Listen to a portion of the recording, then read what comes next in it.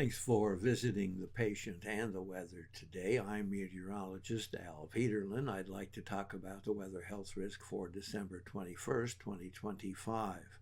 We do keep additional graphics available at tpatw.com.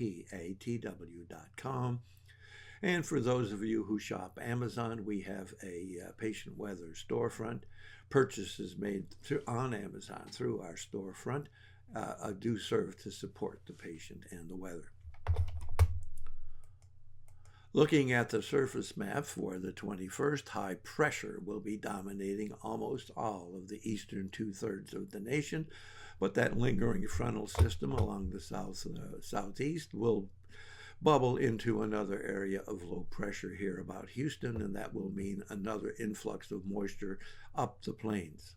You'll note we still have frontal activity, low pressure up in the Pacific Northwest, extending all the way across Washington, Oregon, Idaho, into Wyoming, and now extending down into Northern California.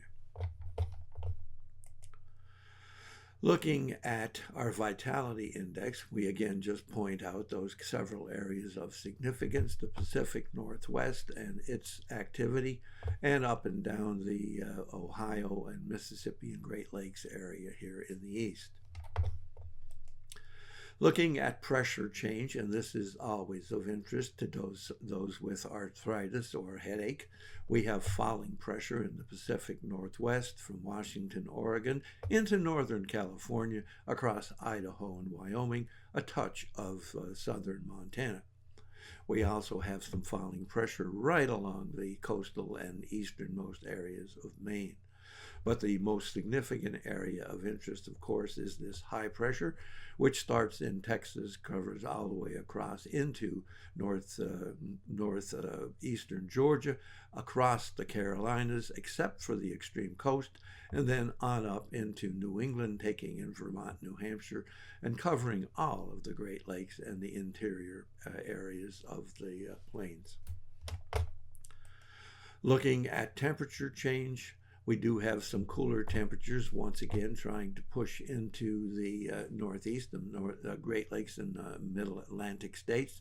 But we have warm temperatures pushing across the Pacific Northwest, with this low pressure area extending all the way into Minnesota.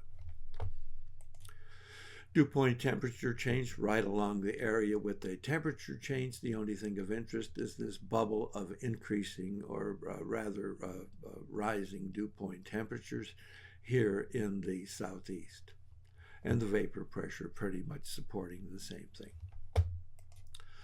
Looking at the change in oxygen availability, we do have that risk of arthritis and asthma across the northern tier of states from Washington, Oregon, Northern California, across Idaho, Wyoming, all the way into Nebraska and the Dakotas, extending into Minnesota. You'll note we have a touch of falling or asthma and arthritis here just to the east of Maine.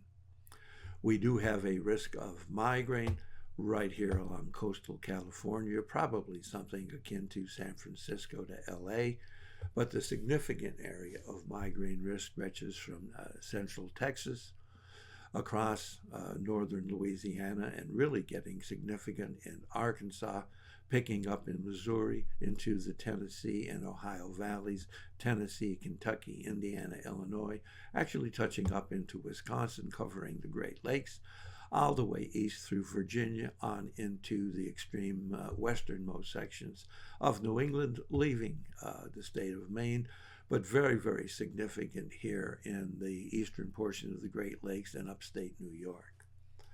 Thanks for visiting the patient and the weather. Your comments are appreciated, and if you heard, tell us where you're located.